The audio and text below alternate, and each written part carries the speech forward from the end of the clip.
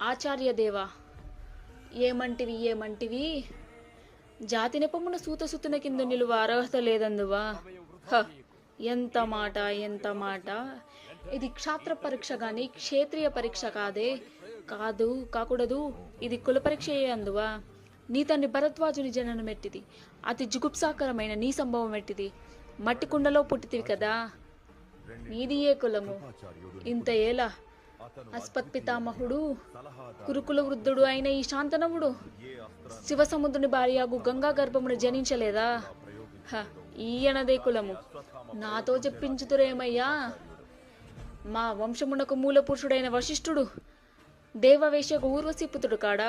అతడు పంచమజాతి కన్నయ్యన అరుంధతి ఎందు శక్తిని, ఆ శక్తి చండాలంగుని ఎందు పరాశరుని, ఆ పరాశరుడు పల్లెపడిచి అయిన మత్స్యగంధి ఎందు మా తాత వ్యాసుని, ఆ వ్యాసుని విధవరాండ్రైన మా పితామహి అంబికతో మా తండ్రిని, పినపితామహి అంబాలికతో మా పినతండ్రి పాండురాజును, మా ఇంటి దాసితో ధర్మ నిర్మాణ జనుడని ఇచ్చే కీర్తింపబడుతున్న ఈ విదురదేవుని కనలేదా.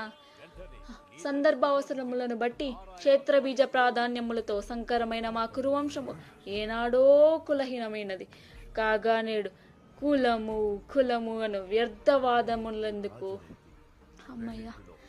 సో ఇవాళటి రెండో డైలాగ్ ఇది.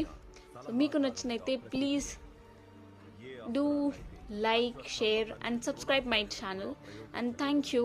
And last లో ఈ మూవీ నేమ్ ఏంటో కామెంట్ చేయండి. Thank you.